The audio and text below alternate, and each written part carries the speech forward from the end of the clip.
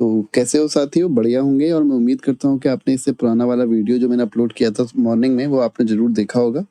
और ये है हमारा भारत के भूगोल के सीरीज़ का सेकंड वीडियो। जैसे कि मैंने आपसे कहा है कि आपके पेपर आने से पहले हम भारत के भूगोल को कंप्लीट कर लेंगे। बस आपको मेरे साथ चलते हुए इसका रिवीजन करते हुए रहना है और साथ ही साथ कोशिश करनी है कि इसके नोट्स भी बनाते रहिए। अगर अभी नहीं बनाएँगे तो लेकिन एग्ज़ाम के बाद ज़रूर बनाइए, लेकिन एक बार वीडियो ज़रूर देखिए। आपको उससे 200% आपको फ़ायदा होने वाला है। तो स्टार्ट करते हैं हम आज का वीडियो। इससे पहले हम काफ़ी कुछ देख चुके हैं, भारत का पश्चिमी बिंदु, भारत का पूर्वी बिंदु, है ना?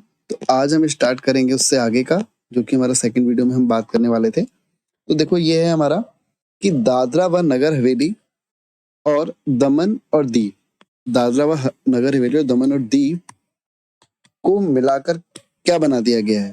तो क्या बना दिया गया है? दादरा नगर हवेली और दमन और दीव, और जिसकी राजधानी क्या है? दमन, है ना? और प्रभावी तिथि क्या है? 26 जनवरी 2020। और दो नए केंद्र शासित प्रदेश बने हैं, जम्मू कश्मीर और लद्दाख, जिसमें से लद्दाख की राजधानी क्या है? लेह, और जम्मू कश्मीर की राजधानी आप मुझे बता दीजिए क्या है फिर। और अगर हम आगे हम बात करते हैं यहाँ पे कि जो उसकी प्रभावी तिथि है वो कब से है? 31 अक्टूबर 2019 से।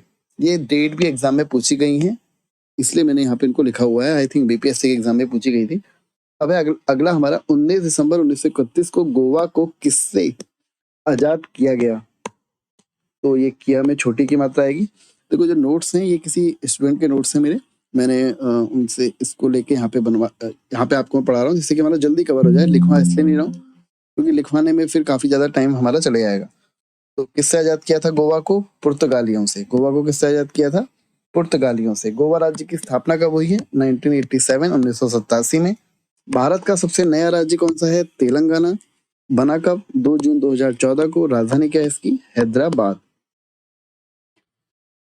दिल्ली को केंद्र शासित का दर्जा कब दिया गया? 1956 में दिया गया। एक्चुअली ये वो क्वेश्चन जो मैंने क्लास में करवाए थे। भारत में, अब यहाँ से कुछ नोट्स हमारे स्टार्ट हो जाते हैं। भारत में पर्वतीय क्षेत्रों का विस्तार, भारत में पर्वतीय क्षेत्रों का विस्तार कितना है? 10.7। पहाड़ी क्षेत्रों का विस्तार 18.6। पठारी 27.7 और मैदानी 43। ठीक है, तो ये हमारा कुछ है। इसमें आपको देखना है सबसे ज्यादा मैदान है और सबसे कम क्या है? पर्वतीय क्षेत्र है। अब पर्वतीय और पहाड़ी में अंतर क्या होता है? देखो जो पर्वत और पहाड़ होता है, पर्वत की अगर बात करेंगे तो पर्वत बड़े होते हैं पहाड़ी से। ठीक है, पर्वत क्या होते हैं? बड़े होते हैं पहाड़ी से। अगर हम बात करें यहाँ पर, पर्वत हम उनको मानते हैं जिनकी ऊंचाई सामान्यतः 1000 मीटर से अधिक होती है, और पहाड़ी वो जिनकी सामान्यतः ऊंचाई 600 से आपके 1000 मीटर तक की जिनकी ऊंचाई होगी, नॉर्मली हम उनको क्या बोलते हैं? पहाड़ बोलते हैं। ठीक है, और पर्वत और पठार में क्या अंतर होता है? पठार के लिए सबसे ज्यादा महत्वपूर्ण होता है उसका ऊपरी भाग समतल होना। जो ये वाला भाग होगा उसका ऊपरी क्या होगा? समतल होगा, पहाड़ की तरह तिकोना नहीं होगा। ऊंचाई पठार में डिपेंड नहीं करती। जैसे कि आप सभी को पता है कि तिब्बत का जो पठार है वो कितना ऊंचा है? 5100 मीटर, या कहीं कहीं बुकों में 5000 मीटर भी लिखा हुआ है। तो ऊंचाई तो काफी ज्यादा है, लेकिन जो इसका ऊपरी भाग है वो कैसा है? कुछ ऐसा है, समतल आपको देखने को मिलेगा, इसलिए हम उसको पठार बोलते हैं, ना कि पर्वत। आगे बात करेंगे अंतरराष्ट्रीय सीमा से संलग्न राज्य 18। तेल शोधनशाला की संख्या 23। बड़े बंदरगाहों की संख्या 13। तो आपको नोट करना है कौन कौन से बड़े बंदरगाह हैं। यहाँ से आपका 1 नंबर का क्वेश्चन हमेशा पूछा जाता है। छोटे बंदरगाहों की संख्या लगभग 200। राष्ट्रीय पशु कौन सा? बाघ, ये सबको पता है, लेकिन आपको इसका वैज्ञानिक नाम पता करना है। Panthera Tigris. राष्ट्रीय विरासत पशु कौन? हाथी। कब घोषित किया गया? मुझे डेट बता दीजिए कमेंट में। अगला, राष्ट्रीय चिन्ह, राष्ट्रीय पक्षी। तो राष्ट्रीय पक्षी क्या है? मोर। नाम क्या है? पावो क्रिस्टेटस वैज्ञानिक नाम। राष्ट्रीय वृक्ष क्या है? बरगद। वैज्ञानिक नाम पाइकस बेगालेनिसिस। राष्ट्रीय पुष्प कमल, निलंबो नुसिफेरा। राष्ट्रीय चिन्ह अशोक स्तंभ, 1950 में घोषित हुआ था। राष्ट्रीय गान जनगण मन 52 सेकंड। राष्ट्रीय गीत वंदे मातरम। और राजकीय भाषा, राष्ट्रीय नहीं है, देखिएगा राजकीय लिखा हुआ है। राजकीय भाषा हिंदी। कौन सी अनुसूची में है मुझे बता दीजिए। राष्ट्रीय वाक्य सत्यमेव जयते कहाँ से लिया गया है? बहुत ज्यादा इंपॉर्टेंट, जो नए तैयारी कर रहे हैं उनके लिए मुंडकोपनिषद से ये लिया गया है। राष्ट्रीय जलीय जीव गंगाई डॉल्फिन। और वैज्ञानिक नाम प्लेटिनिस्टा गैंगोटिका।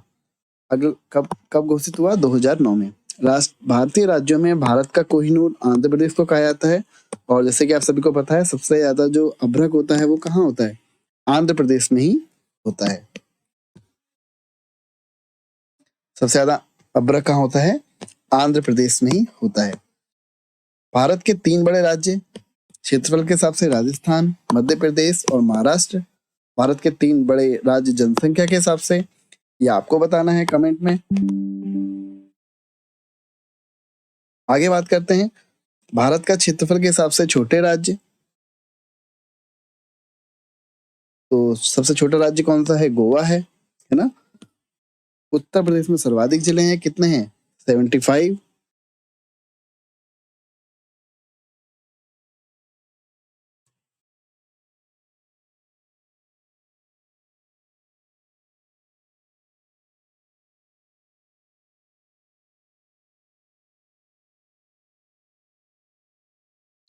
अगला, भारतीय राष्ट्रीय ध्वज तिरंगे को कब अपनाया गया था? तो 22 जुलाई 1947। मोस्ट इंपोर्टेंट, भारत का सर्वोच्च पुरस्कार भारत रत्न, और किस राष्ट्रपति राजेंद्र प्रसाद जी ने इसको क्या करा था? शुरू किया था।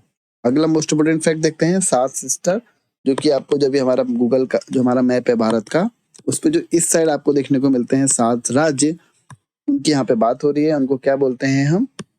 उनको बोलते हैं हम 7 सिस्टर्स। तो कौन कौन से हैं उसमें? अरुणाचल प्रदेश है, इसकी राजधानी क्या है? ईटानगर। ये एग्जाम में पूछे आता है, खास तौर से जो नॉर्थ ईस्ट वाले जो हमारे राज्य हैं उन्हीं की राजधानी हमसे एग्जाम में पूछी आती है, तो उसको आपको याद करना है। अरुणाचल प्रदेश ईटानगर, असम की दिसपुर, मेघालय की शिलोंग, मणिपुर की इम्फाल, मिजोरम की आइजोल और नागालैंड की कोहिमा, त्रिपुरा की अगरतला। भारत का इथोपिया किसको कहा जाता है? मध्य प्रदेश को कहा जाता है। मेगा सिटी, यहाँ पे मेगा होगा, तो मेगा सिटी कितनी है? जिस शहर की जनसंख्या 50 लाख से ज्यादा होती है उसको क्या बोलते हैं? मेगा सिटी, जो कि कितनी है? अभी 8 वर्तमान में।